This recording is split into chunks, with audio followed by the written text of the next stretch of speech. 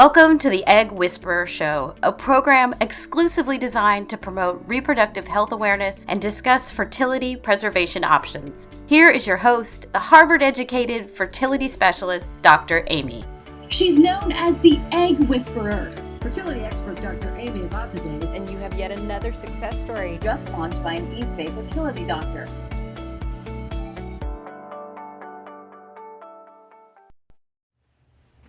Hi everyone, thank you for joining me. This is part 2 of the most inspiring fertility stories of 2018. Last week I reviewed my 6 favorite in part 1, and this week I'm going to go over part 2. So let's get started. So one of my faves this year is how I came up with the Tushy method. And it wasn't just like something that I did.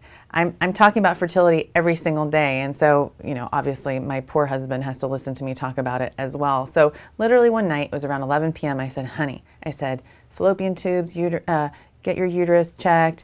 I said, you have to get a semen analysis, you have to check your fertility levels and a genetic profile. I didn't quite say it in that order, but I said, come up with a mnemonic for me, because I couldn't think of one. And then he looks at me and he puts it on a piece of paper and he goes, Tushy. And I said, that's it. I said, we're going to talk about the Tushy method from now on. And he's like, why would I? I'm an emergency room doctor. So I said, okay, you're right. I'll just be talking about it. And so now I have a license plate frame that says, get your Tushy checked. I wear t-shirts all around town. The side of my car just has a big Tushy thing on it. I have GIFs everywhere. Anytime I email someone, I ask them, have you had your Tushy checked? No. So what I try to do is just make fertility screening super simple and easy and accessible. And we all know that when you go through treatment without a clear diagnosis, it's extremely frustrating. So what I find, and I hope that you do too, is that if you have a clear diagnosis, you're then going to go through fertility treatment that's going to work for you. And if you guide your treatment decisions based on what you know to be your diagnosis, it just feels a lot better rather than just doing treatment and trying without knowing exactly what's going on. So what I try and educate people about is getting your Tushy checked, your fallopian tubes, an ultrasound of your uterus, check your sperm health, get your hormones checked, and a genetic screen, all those things together. Meet with a fertility doctor. And sometimes people say to me, they say, look, I had my Tushy checked and they said that nothing's wrong. And then I say, get it checked again, because things change over time. One snapshot of sperm isn't the whole story. One snapshot of your hormones isn't the whole story. So get things checked, follow them, talk to a doctor, talk about what your goals are, the family size goals that you have, the age that you're starting, because there's no such thing as, for example, 45 having the eggs of a 25-year-old. There's also no such thing of being 25 and having the eggs of a 45-year-old. So we have to be careful as providers as to how we communicate with people. So as you can tell by my personality, I try to be really positive because I know that life is complex enough. So if I can make fertility a simple process for people to understand, and so they know that they're basically easy tests that they can do, I'm happy to guide anyone along this path. Okay? So next, this is one of my favorite inspiring fertility stories of 2018 also, and this is the creation of Delivering Hope LLC.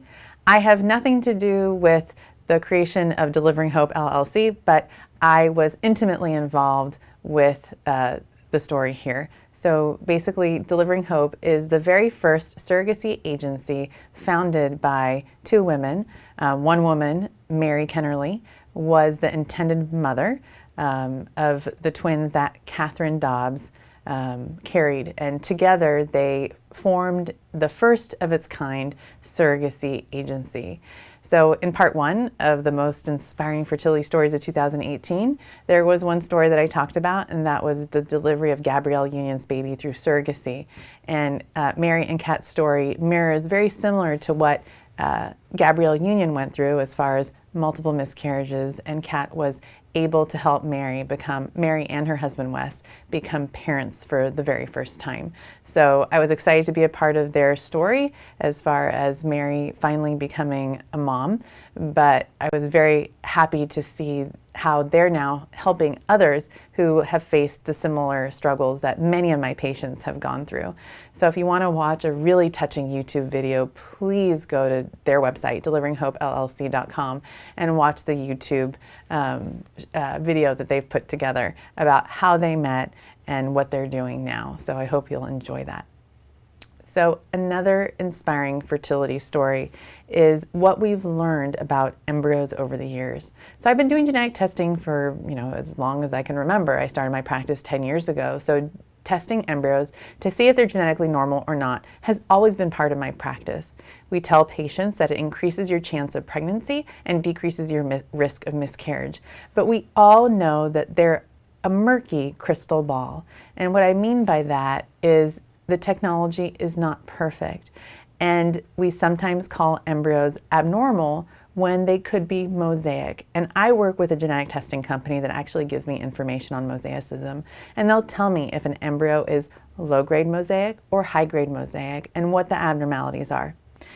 This is why this is such an important story in 2018. It made People magazine. It went mainstream. And the reason is that so many people are doing IVF. So many people are choosing to genetically test their embryos. So more and more people are talking about what you need to know when you're doing genetic testing. So one of the things that you need to know is that there's such a thing as mosaicism. So you need to ask your doctor, will you report mosaicism to me?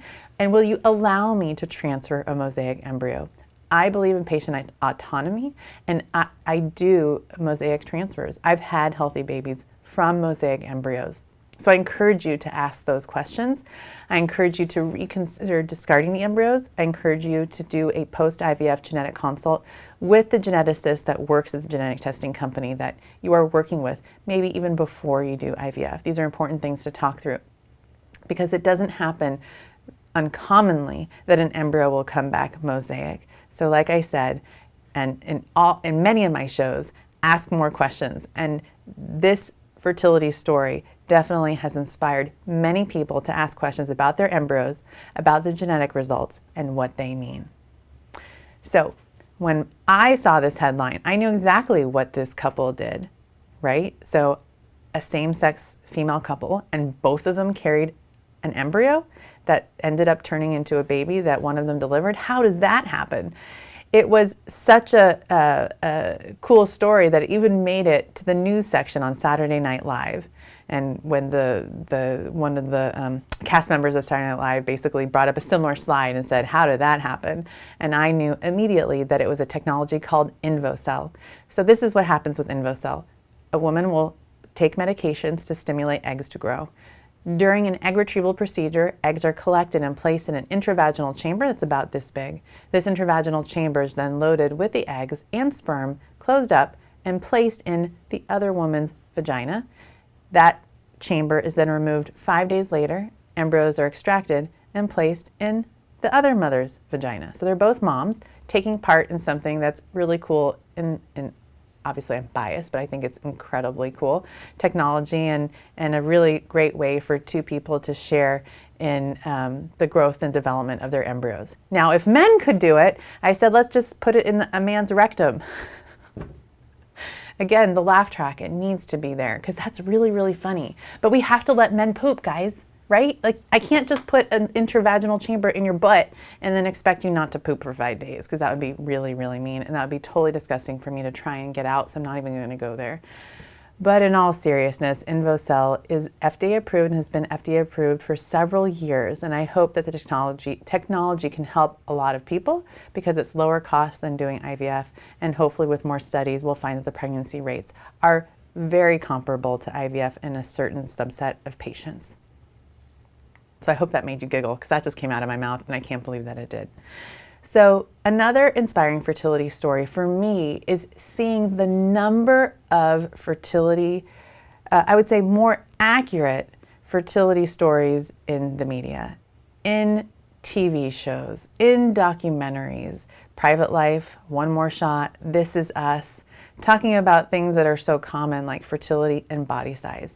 The average American woman is over a size 14. So it's something that I share with people and I say, look, your fertility is not skin deep.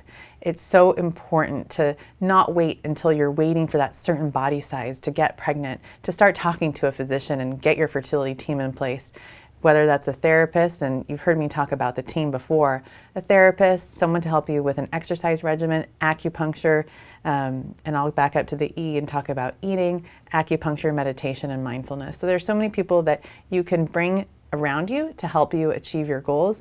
And these types of shows are portraying fertility in a more accurate way than, let's say, even 5 years ago. So this is really great for me to see because it continues to help me start discussions with patients. It helps them talk more about it because they're seeing it more and realizing that they're not alone, that this is something that so many people are dealing with, and these kinds of stories can only help.